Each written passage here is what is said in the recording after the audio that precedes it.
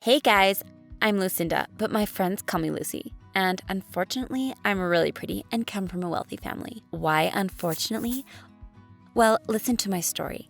As I've already mentioned, I'm beautiful, and that's why I never miss a chance to take part in a beauty contest. I was getting ready for a school beauty contest when it all started. You might have heard that setups organized by competitors are quite common when it comes to such events. Girls cut dresses, steal shoes from each other, and do plenty of other things to make you feel insecure on stage. That's why, in exchange for a couple of whiskey bottles, a school guard allowed me to use his workroom as a dressing room. I had to carry all my stuff, and there were lots of things, to that workroom.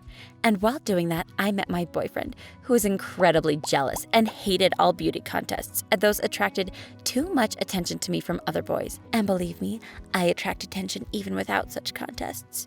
So, you can imagine how angry he was when I told him that I was getting ready for just another contest and used the guard's room for dressing and applying makeup. He began grumbling that he was fed up with me participating in contests and that I spent too much time for preparation to such events, blah, blah, blah. Then he sneezed a few times. I asked what was wrong with him, and he replied that he had helped to unload boxes filled with pepper for the school canteen. I told him that he had to go home and try avoiding sneezing in front of others. People get really crazy these days about coughing and sneezing. He kept nagging, but finally left. I continued carrying my things to my dressing room. I was going to have an English exam soon, and I had to write an essay before that. But with all the preparations, I was afraid I wouldn't have enough time for the essay. Fortunately, I had Danny, who would be happy to help me with that. Danny was my friend since childhood, and he was obviously in love with me. We used to spend a lot of time together, but I was getting more and more popular while he was a real nerd, so our friendship was now limited to him helping me with the study. He couldn't say no to me. It was cute watching him freeze every time that I approached him. It was like I was holding a huge machete to his throat. I used my softest voice to ask him to help me. "Danny, would you mind helping me with the essay? I'll be really grateful." I saw his ears getting red. He nodded and mumbled that he would be glad to do that for me. I said, "Thanks, now you can go," and he went away. It was a common scenario, and I was quite okay with that. Sometimes I had crazy ideas of asking him to hack someone's bank account and transfer a few millions to me. But I didn't do that, not yet. The next day, Danny brought me the essay that he had written for me. I noticed that he was a bit gloomy, so I asked him what had happened. He told me that because all the schoolwork, he had completely forgotten that the headmaster had asked him to fulfill an important task for him. So, as punishment, Danny was ordered to saw off a few dry branches from the trees under which the headmaster liked to park his car.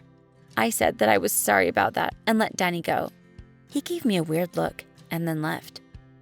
I didn't pay much attention to that. As I've already told you, I had a lot of things to carry to my new dressing room, so I asked my two best friends to help me.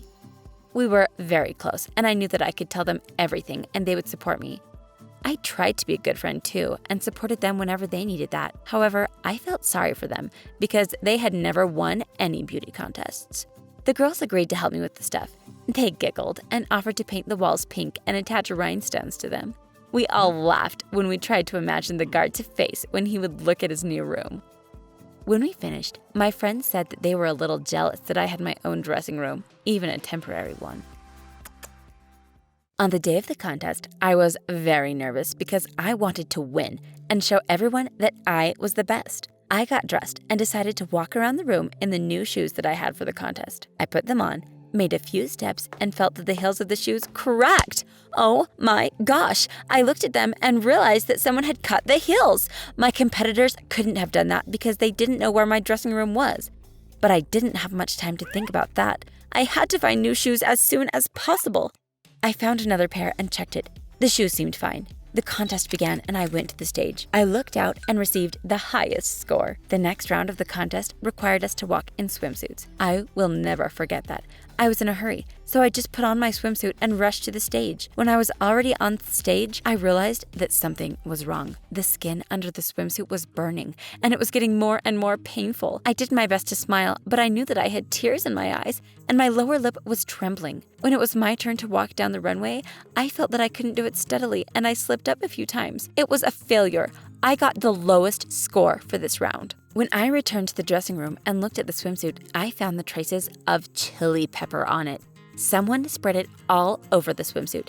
It was too much. I checked all the other costumes and found nothing suspicious. Although I was the most successful in other rounds, I took the third prize. For me, it was like being the last. I decided to find the person who had ruined my plans. I knew that only the people closest to me could have done that, because only they knew where my temporary dressing room was located. However, I thought it was a good idea to go to the headmaster directly, because he had the access to the records of the surveillance system. Besides, I believed that I could ask him anything because my father was one of the main sponsors of the school. The headmaster was furious when he learned about my situation. He swore to find the guilty persons, but he also said that he didn't have the access to the records because the surveillance system had been inoperable for a few months already and needed to be replaced. He asked me who might want to hurt me. I said that there were just a few people who I could suspect because they knew where my dressing room was. "Tell me who they are so I could speak to them. I'll make them pay for what has happened to you," he said. But I stopped him and said that I wanted to do it myself. He agreed and said, "Please, ask your father to visit me. We need to discuss the surveillance system problem." I nodded and left his office. I was upset about the fact that no records were available. I felt that I might not be able to find the responsible person. When I was in the corridor, I met the school guard who was on his way to the headmaster's office with a letter. He looked worried, but still asked how I was doing and if I had won the beauty contest. I told him what had happened to me and that I could not have the records from the cameras in his workroom.